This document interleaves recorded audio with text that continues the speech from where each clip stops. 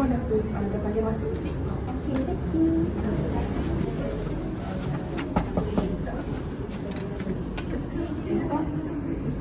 Sedikit please.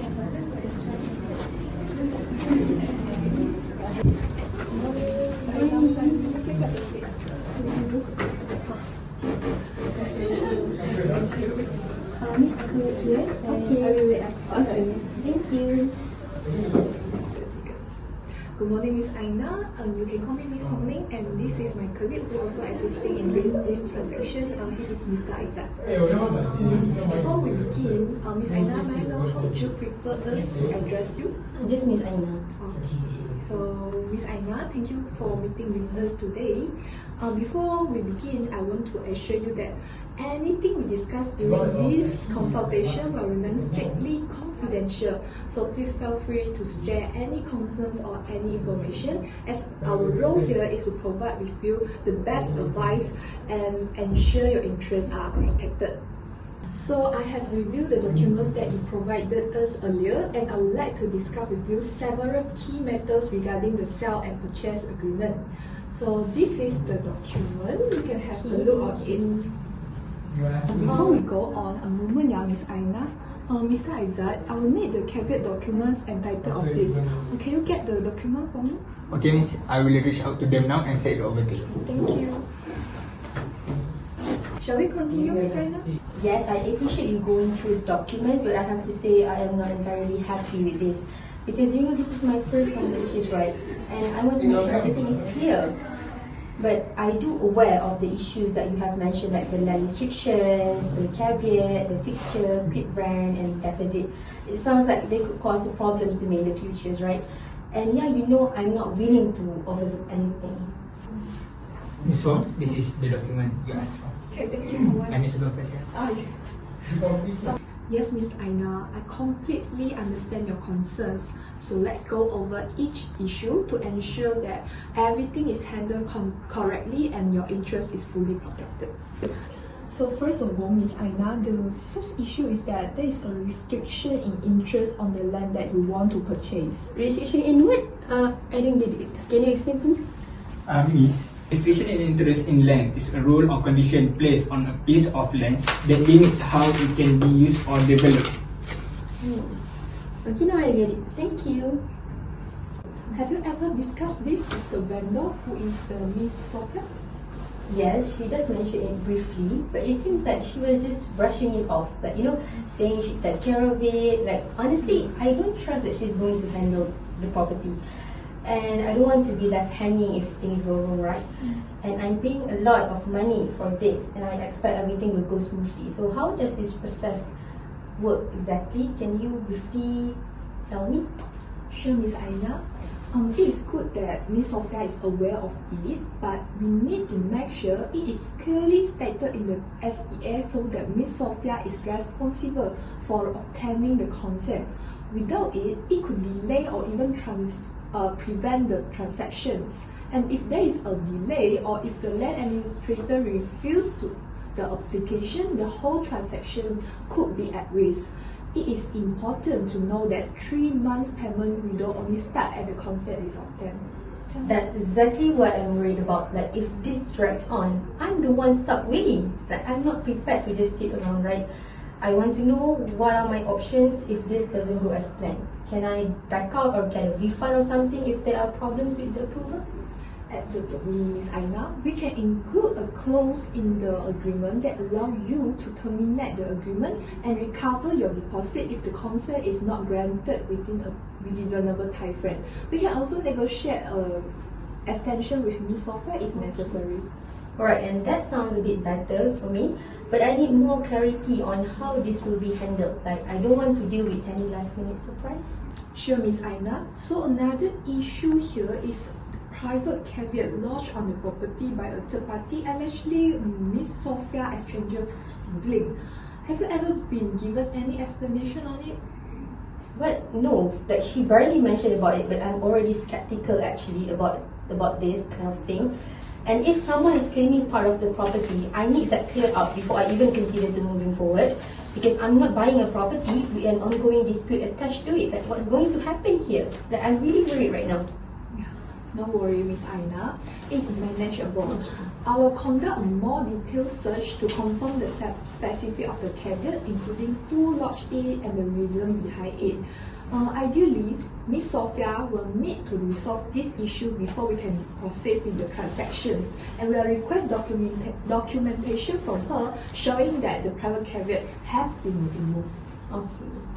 So the SPA will also include a condition requiring Ms. Sophia to remove the caveat within a specific time frame, and if she cannot resolve it, you have the right to cancel the transaction and recover back your deposit. But what happens if she can't remove the caveat in time?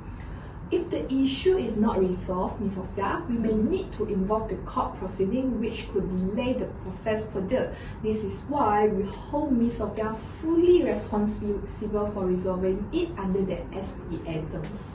Yeah, because I'm not going to sign anything until that's cleared up. I'm not taking on someone else's family drama, you know.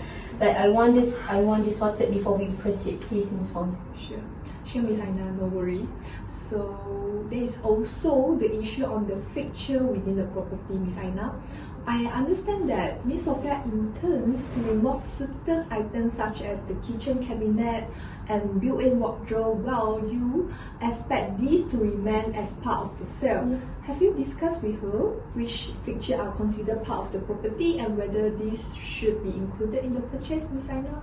Oh, I assume everything currently in the house will be included for me, and I'm not happy about this at all. Like if I am paying for a bungalow, I expect the fixture to stay. It's misleading if she's trying to take them out after we've already agreed on the price, right? I want a clear agreement that everything stays and no exceptions. Like what can we do to make sure I get what I'm paying for, because it's getting messed up right now and it doesn't make sense at all. I understand your frustration, Ms. Aina, and typically fixtures, which is the items that are permanently attached to the property, are considered part of the sale unless specifically executed in the agreement. This is different from the tractors, which are movable items that the seller can take with them. To avoid this dispute, Ms. Aina, we will need to negotiate with the Ms. Sophia and agree on what exactly items that will remain with the property. We can include a clause in the agreement explicitly listing the fixture that will remain with the property. By this way, there is no room confusion at all. Good. That's exactly what I want. No surprises when I move in. Thank you, Ms. Fong. Sure, Ms. Aina. So another concern here is the outstanding quick rent of 1,000 ringgit Malaysia. This is an area issue that needs to be resolved before the property can be transferred. Have you discussed this matter with Ms. Sophia? Oh my god, no. I wasn't told about this until now. And frankly, I am not happy about it. Like, why should I be responsible for her unpaid taxes?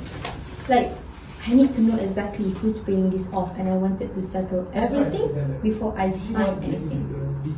You are right to be concerned, Ms. Aina. We can negotiate this with Ms. Sophia to ensure that she clears the quick rent before the transfer.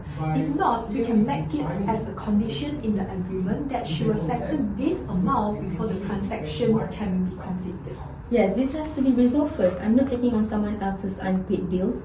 Let alone the quick rent, the restriction, the private caveat. Like, I'll need that written into the agreement. Yes, understand, Ms. Aina. We are totally working on that. So lastly, Ms. Aina, there is also the issue on the 17,000 Malaysia deposit. You mentioned that Ms. Sophia wanted to pay directly to her, but you prefer it to be held in a stakeholder account. This is an important point to address. Yeah, because I'm not comfortable just handing over 70,000 ringgit to her without any protection. So I want the deposit held in a stakeholder account where it's secure for both parties, right? Like, not paid directly to her with no guarantee that everything will proceed as planned. Like, what if something goes wrong, right? I need to ensure I am not left in a vulnerable position if something goes wrong. Yes, I agree with you, Ms. Aina. That's a valid concern. And also, it is a standard practice to hold the deposit in a stakeholder account, and usually the stakeholder will be the seller solicitor. This could help to ensure that Ms. Sophia only gets the deposit once the sale is completed, and you can recover it if the sale doesn't completed for a valid reason. I will make sure this included in the agreement. Does that work for you, Ms. Aina? Yes. Yes, that's exactly what I expect. No one's getting my money without proper safeguards. Sorry, Miss Aina. I just want to remind you that you have the meeting at 3 at the office. It might be helpful for you to wrap up right now. Oh, okay. Okay, thanks for the reminder. Let's make sure we sort everything out quickly. Then I need this done before I head out. Okay? Sure, Ms. Aina, we're working on this issue and make sure that your interests are fully protected. Okay. So, great, Ms. Aina. I think we covered all the key issues, and here is what I will do next. So, first of all, Ms. Aina, I will draft a sale and purchase agreement to address all the matters. Secondly, I will also ensure Ms. Sophia is responsible for removing the caveat, Yes. setting the quit rent, and also applying the consent for the transfer. And thirdly, I will also include a clear list for the fixture and fittings to avoid future dispute on it. And lastly, I will finalizing the deposit arrangement for a stakeholder account. I will update you once I review this term with the Ms. Sophia solicitor. Now, do you have any other concerns or questions, Ms. Aina? I'm sure I'll have more questions as we go along with this, but I do appreciate that you addressing the key issues today. Just make sure everything is clear and no one's trying to pull anything from me. And yeah, I appreciate it. Thank you so much for your time. I hope to get the update from you. You're welcome, Ms. Aina. It's nice to meet you. Nice to meet you too. Here I am with you. I hope that someday you will realize.